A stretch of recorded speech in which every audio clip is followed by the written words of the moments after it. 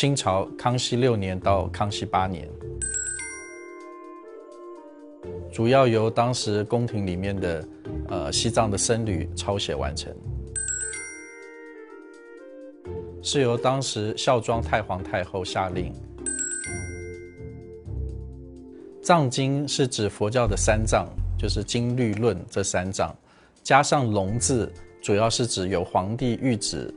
所支持成立的这样子的佛教藏经。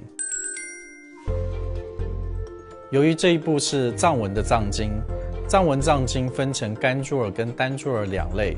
甘珠尔指的是佛所讲的话的翻译，所以它包括佛教的经典跟佛教的戒律这两部分。上内护经版中间那3行是用梵文跟藏文的字体所写的顶礼三宝，它的内容是南无布达雅、南无达玛雅、南无桑嘎雅，意思就是顶礼佛、顶礼法、顶礼僧。藏文的藏经不一定是108函，像是永乐版它是106函，北京版是109函。这边的龙藏经108函，当然可以讲说它是取佛教里面吉祥的108的这个数字。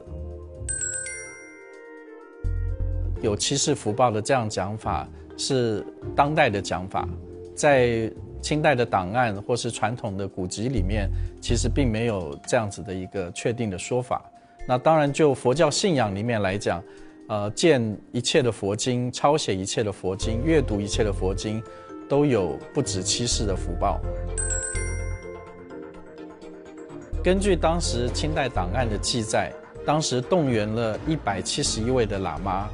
那这些喇嘛大部分是从蒙古及西藏那边召集来的，由他们抄写了大约有2年的时间完成。根据档案的记载，在打草稿的过程里面，1天供1餐，2次的供茶；在正式抄写的时候，是1天供2餐，3次的供茶。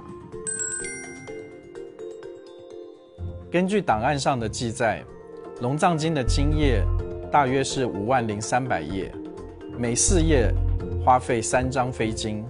再加上108函上内护经版所采用的飞经，一共是38265页的飞经，而每页飞经相当于白银9两7钱，因此所花费的白银一共是371170两又5钱。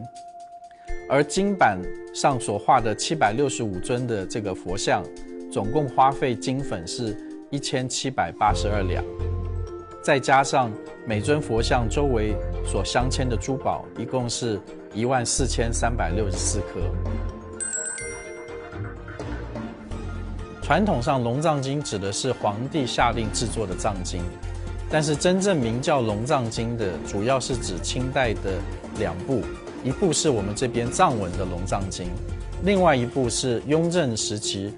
由雍正皇帝下令刊刻的汉文的经典，也叫做龙藏。五色经年的颜色主要是对应的藏传佛教里面的5方佛的颜色，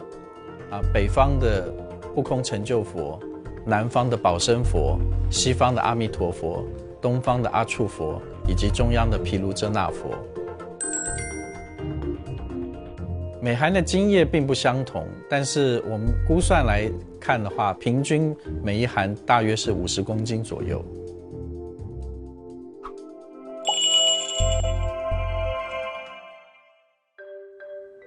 龙藏经的内容并不是特殊的内容，它就是藏文的甘珠尔的佛教藏经里面的这些经典。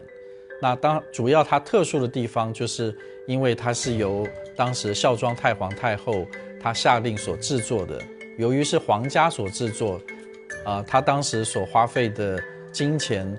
他所使用的工艺并不是藏区其他同类的经典可以相比拟的。那孝庄太皇太后，由于她本身就是蒙古族，那蒙古人当时已经是信仰了藏传佛教，那当时蒙古的贵族有不少都出资抄写这一类的藏文的经典，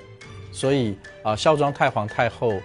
他当时也是基于这样子的一个文化背景，